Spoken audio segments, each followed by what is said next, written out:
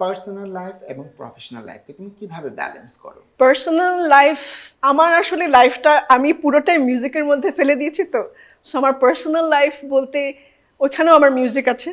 So চেষ্টা করি যে বাসায় থাকতে আমি কখনো, যেটা হয় যে আমি যদি স্টেজে হয়তো কথার কথা আমি অনেকদিন শো করছি না, আমি মিস করি কিছুটা, কিন্তু এরকম মিস না, কারণ আমি বাসায় হয়তো গান করছি, আমার হাজব্যান্ড সবসময় গিটার বাজাচ্ছে, আমার মেয়ে এখন পিয়ানো বাজাতে পারে।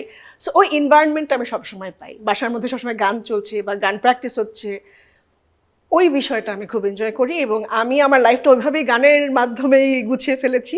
সো আমার মেয়েও খুব মিউজিক পছন্দ করে, ওর পড়াশোনা করছে, আমি নিজে দুটো নিয়ে ব্যস্ত আছি, চলছে আর কি।